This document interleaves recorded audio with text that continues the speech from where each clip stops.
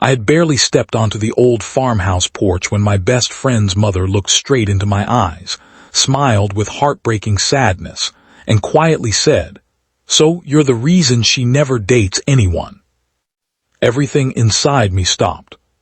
For a moment, even the warm afternoon breeze sweeping across the rolling green fields seemed to disappear, leaving only the unbearable silence between us.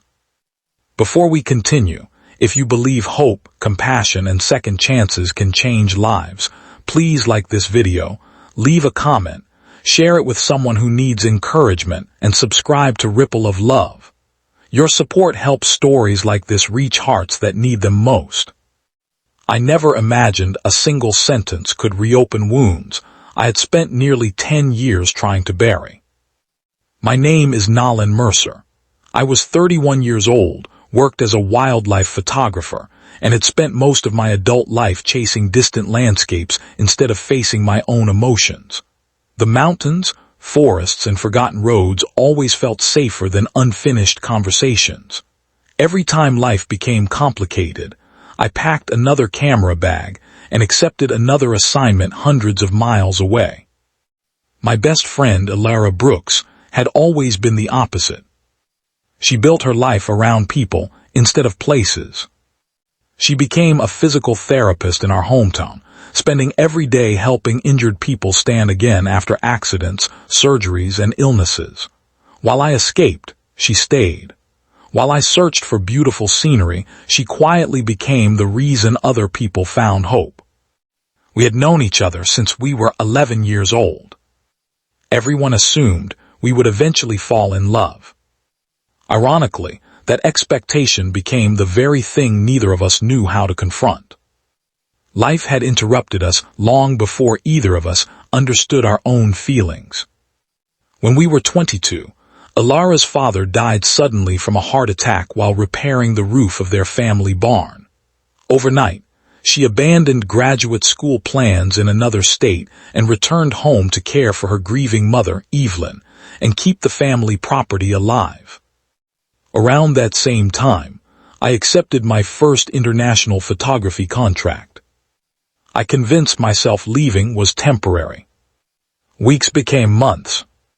Months became years. The strange thing about distance isn't that it makes people forget each other. Sometimes it does exactly the opposite. Every birthday, every holiday, every unexpected message reminded me of someone I had never truly left behind. Yet neither of us ever spoke about it. Whenever I visited town, we laughed exactly like we always had.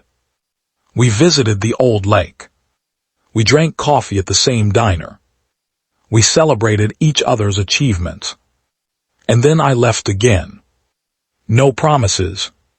No confessions. Just another goodbye that quietly hurt more than the last.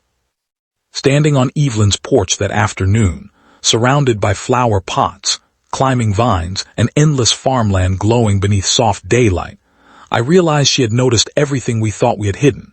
She invited me to sit beside her. Her hands carried the roughness of decades spent working soil, raising animals, and rebuilding life after unimaginable loss. She looked toward the fields instead of at me.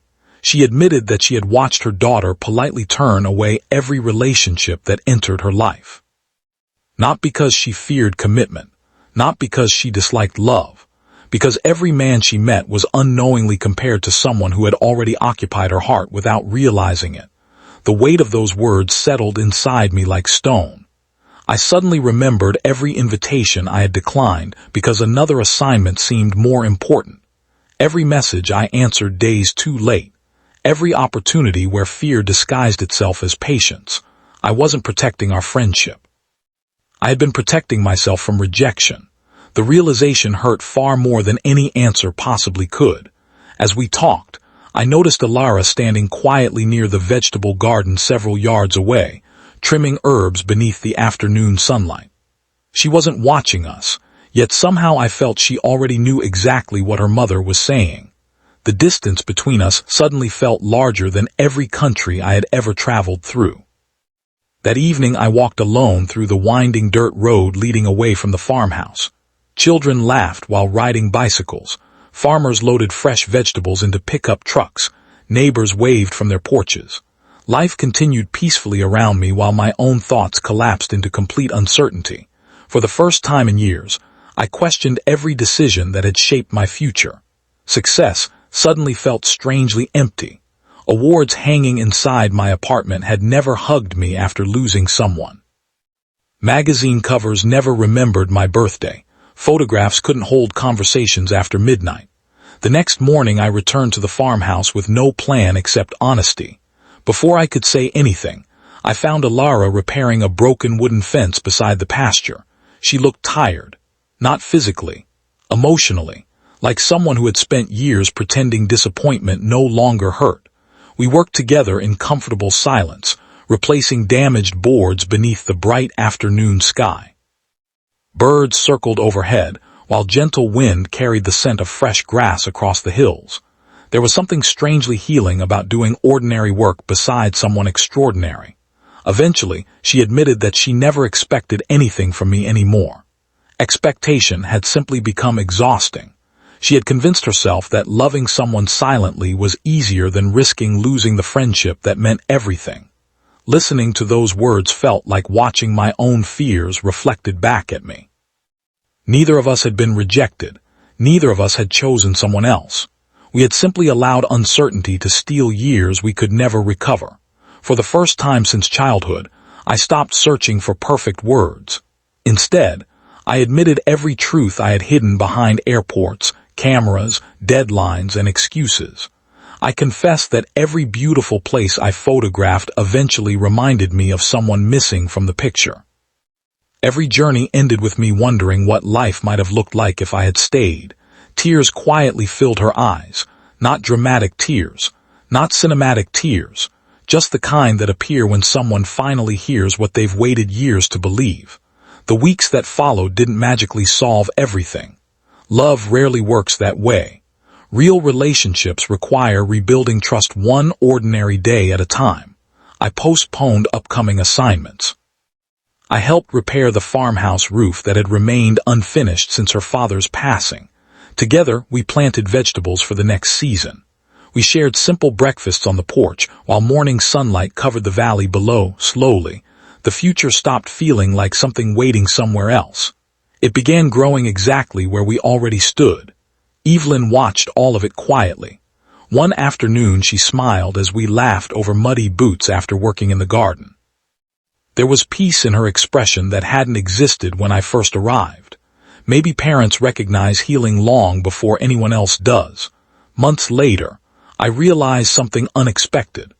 The greatest adventure of my life had never been hidden inside distant mountains or foreign countries. It had been waiting on a weathered farmhouse porch where one heartbreaking sentence forced me to stop running.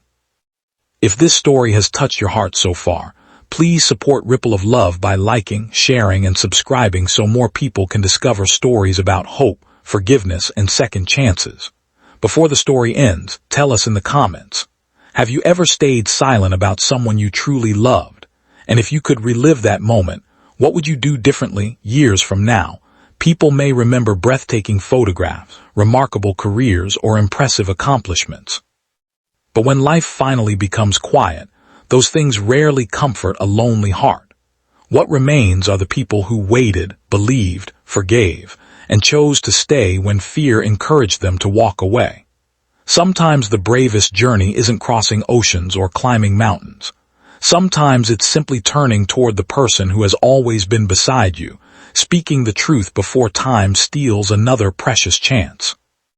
And perhaps that's life's greatest lesson, that love isn't found by endlessly searching farther away, but by finally having the courage to stop running and recognize the home your heart has known all along.